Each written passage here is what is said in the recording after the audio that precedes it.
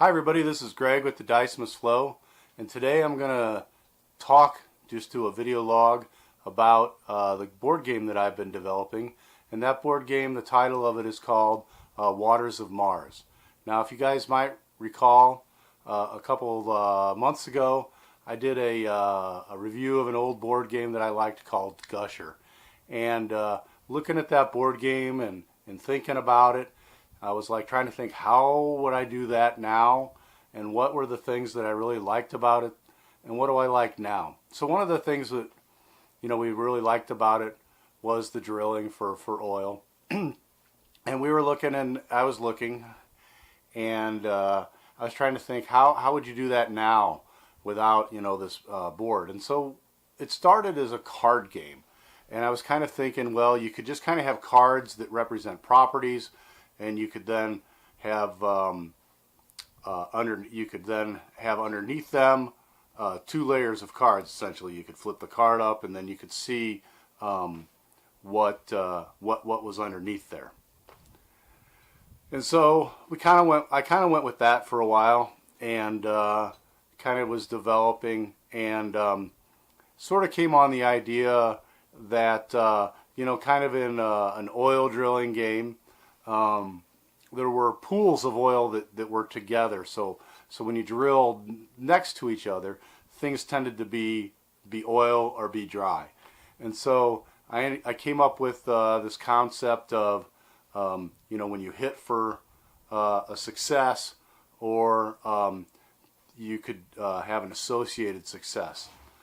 And so in those, I kind of changed the game a little bit, and started drawing from a drilling result deck to find out what happened. So I kind of went with this for a little while, and I started realizing that the theme was probably maybe overdone, and so I wanted to try and make it something really cool and new, and provide a little more theme. So I took sort of that basic concept of drilling and moved it to Mars, thinking that like there's water on Mars, and deep down underneath the crust of Mars there's water. And so from there everything started rolling. So we started thinking about I started thinking about what could you add that would add Martian flavor. And so we were and I keep saying I don't know why, because I've talked to friends about it, I guess. And so I started figuring out like events that would change things or make things different for players. And these events would be themed on Mars, and so it could be like there's a radiation or a dust storm or things like that. And so from there we actually went ahead and played a couple games, and the game worked, but like I said, all things is that you learn as you go. And so I found out that wasn't it worked, but it wasn't very exciting. And I think it also failed what I call the robot rule. I think I read an article on Game Design about this robot rule. Basically, if you could take a simple robot of actions and have that robot follow the actions. In this case, if it was basically, hey, if I need a property to drill on, I'm going to drill it, or I'm going to buy it. And if I need to, if I can, then I'm going to drill, and I'm always going to try and buy next to water to try and get associated water. And so basically looking at that, I think that little robot pretty much had about as much of a chance of winning as somebody trying to win. And so I thought, well, that's probably a mistake or something wrong. And so I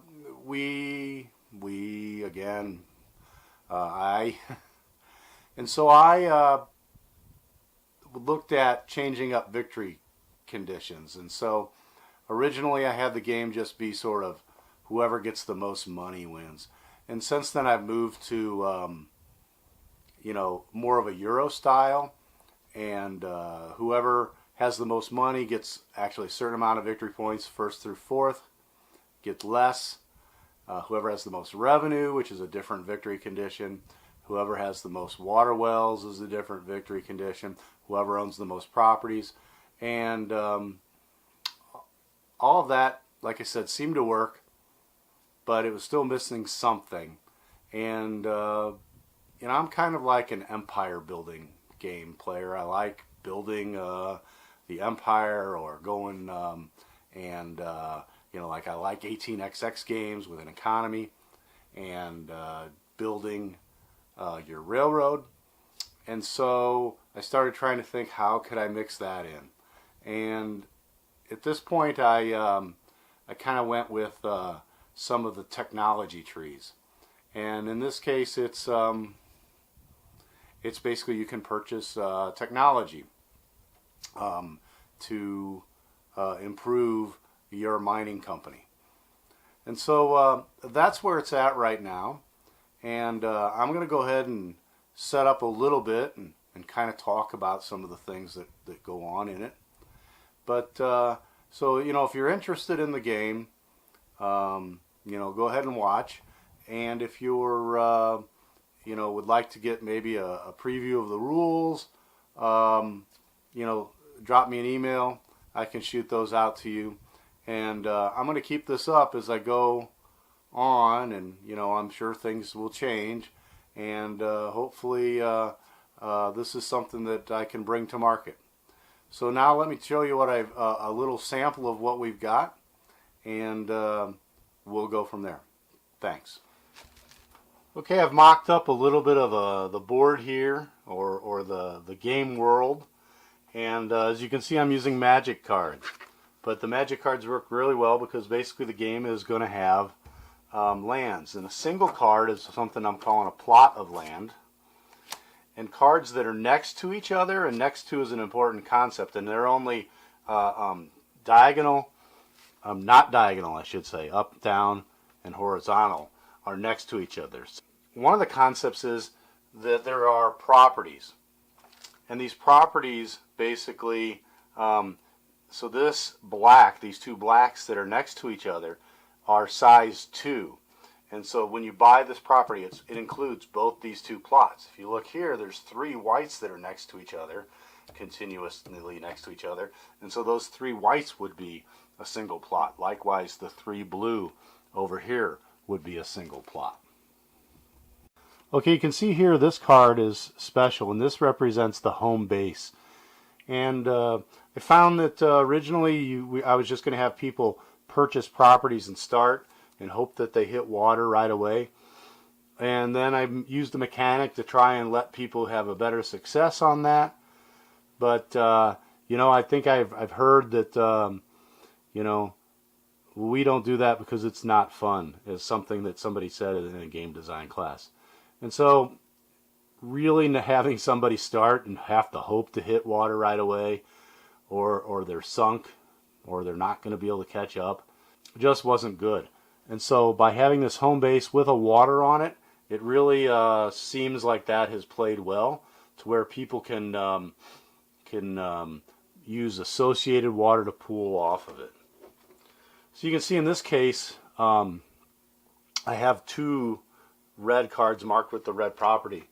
If we would go and drill on them, we would pay our money to drill, and we would come up with a card. Now this card, Dry Star, that needs to be renamed, but what that really means is that because there was water here, this guy is an associated water. If you had drilled out here next to no water, that Dry Star would have been dry, nothing there.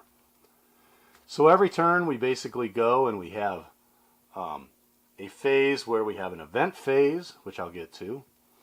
We have an auction phase, which I'll get to. And then we have the revenue phase. And you get your revenue from all of your water wells. There's an action phase where originally, I had only one action allowed. Basically, you could purchase a property, or you could nominate a property for auction, or drill, or do some other things, build a pipeline. Pipelines provide extra money.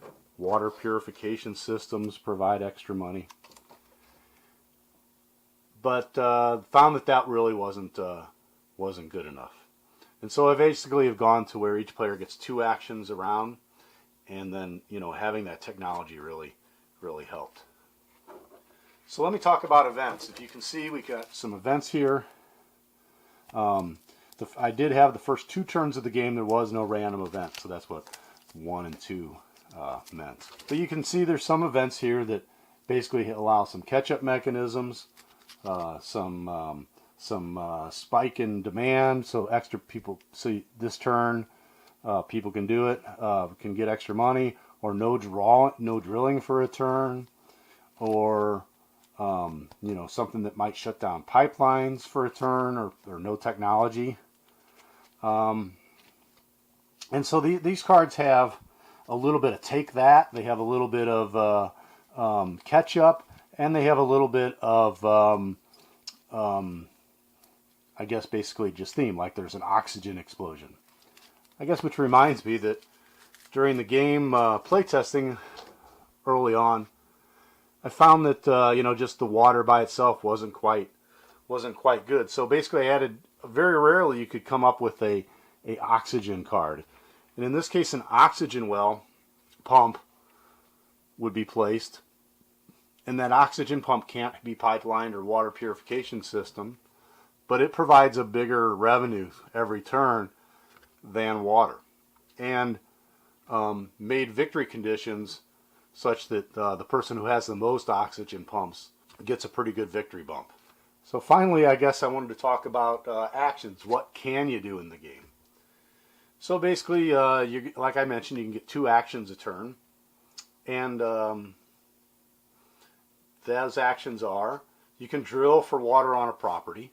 And as the game starts, you really only can drill 1 single plot, even though you might own 2 there. And then you can use technology upgrades to purchase to be able to drill larger places. And that's true of most things. The technology starts small and builds up. You can purchase a property, which has a certain cost per plot.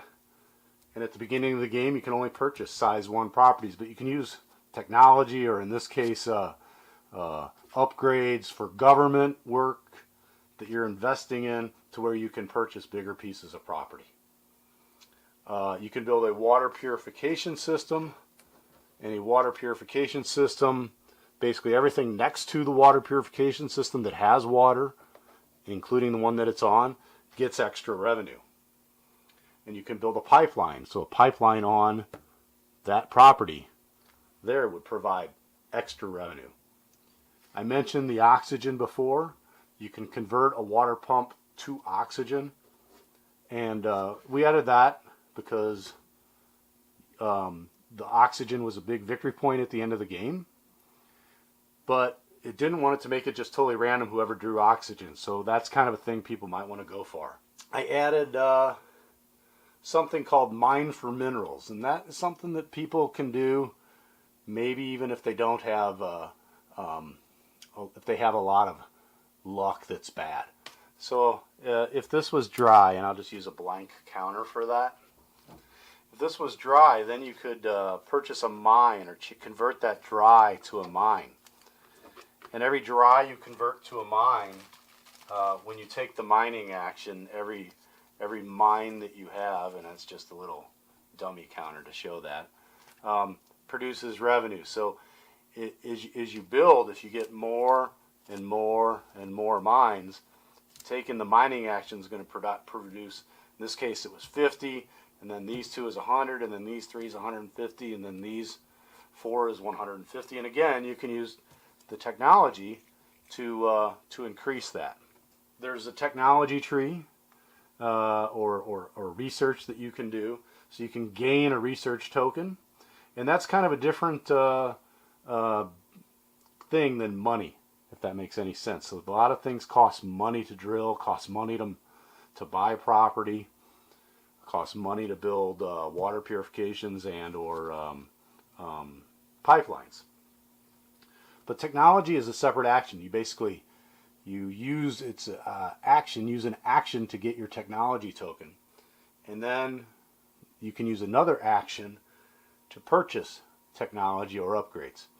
And so you can accumulate these technology tokens, over multiple turns, and then spend them on the technology or upgrade chart. And finally, we had an idea, or I had an idea, that what happens if this deck is just kind of mostly depleted. And so in that case, you can take an action to shuffle this deck.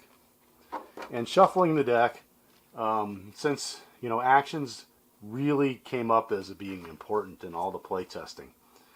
So to kind of reward the person who decides to do a shuffle, you also can use it as a little bit of take that, because when you shuffle the deck, you can nominate a water for somebody else and disable that for a turn. So it can't be used for any revenue throughout the next revenue phase.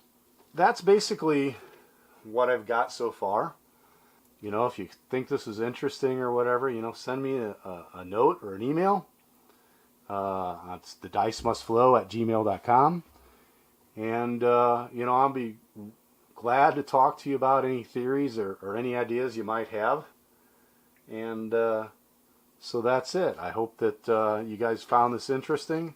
And I will try and provide updates as I go. I'll probably try and drag out some of the tech trees and actually all the cards and stuff, and go through changes as we change during playtesting.